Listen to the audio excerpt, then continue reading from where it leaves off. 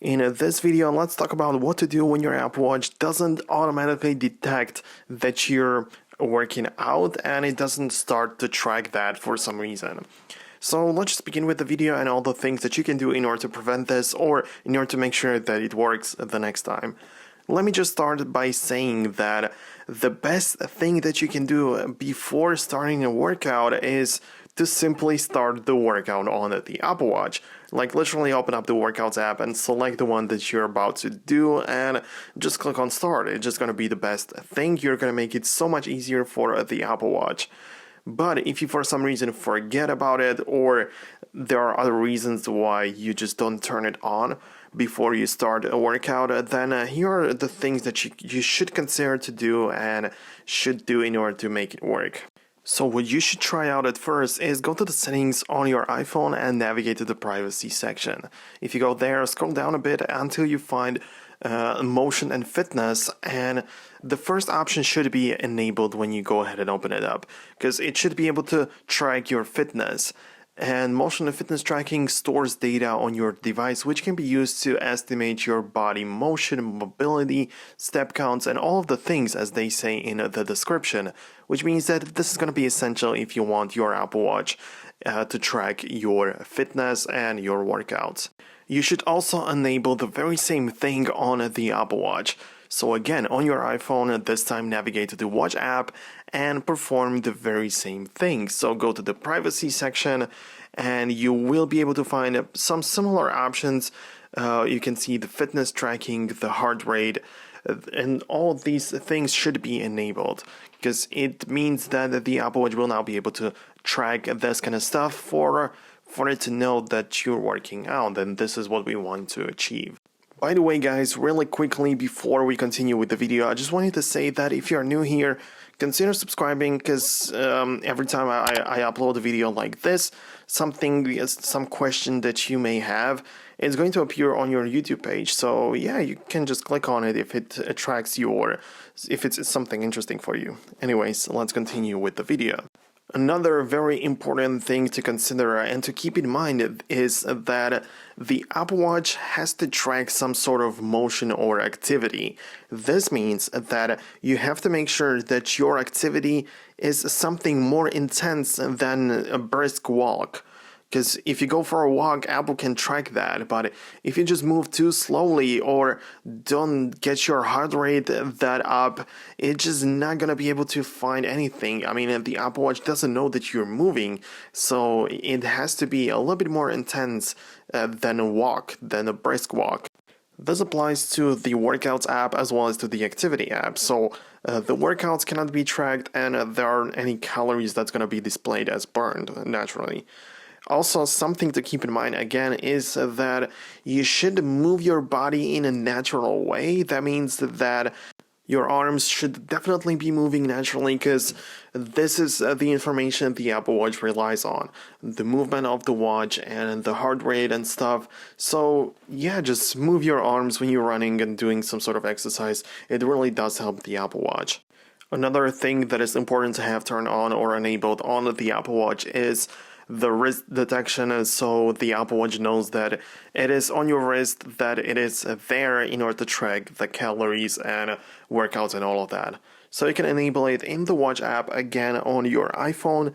I mean, you could do that on the Apple Watch, I guess, but on the iPhone you open up the Watch app and navigate to the General section, and there you should be able to see the option called wrist detection. So make sure that it is enabled and that it does work.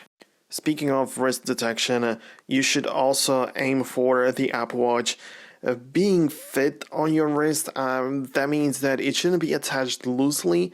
In that case, if it's not really touching your skin or if it's just loose on your wrist, like I say, then the sensors of the Apple Watch will not be able to detect anything. They won't get as much information as they would need. So this could result in the Apple Watch not being able to detect that you're working out or miss out on some other important information. Another thing that you can do is to calibrate your Apple Watch. But this is a little bit more complicated because it's going to require you some time and some energy. It's just not like a clicking of a button. Because you can calibrate your Apple Watch for improved workout and activity accuracy, but it's just a little bit more difficult, like I say. But it's not anything that you couldn't do. So you go to your settings on the iPhone and you click on privacy and make sure that location services is turned on. Then you click on system services and make sure that motion and calibration and distance is turned on. In this case, what you will have to do is to take your Apple Watch and do some sort of workout for 20 minutes. You have to make sure that you are in a flat area where there is a great coverage of the GPS and that it can be tracked and calibrated with ease. Then go to the Workouts app on the Apple Watch and select the workout that you would like to do. It could be like walk or run or something, and you should for at least 20 minutes do that workout. So you should walk or you should run for at least 20 minutes, and the Apple Watch should be calibrated by you doing that. Also make sure that you have one and the only speed that you stick to, because that's also important. And also just make sure that you're running regularly, that you're moving the body normally, or that you're not doing anything unusual. If you work out at different speeds, you should also calibrate your Apple Watch for 20 minutes at each of the speeds that you walk or run. What's also important besides doing all of this is making sure that your personal information is up to date and that is really correct. This takes into account all of the things like your height, weight, birthday, and other information that is really important for the Apple Watch to know what's going on and how many calories you burn and this kind of stuff. And you can update it quite easily. Again, in the Watch app on your iPhone, you go to the My Watch naturally and then click on Health and then tap on Health Profile.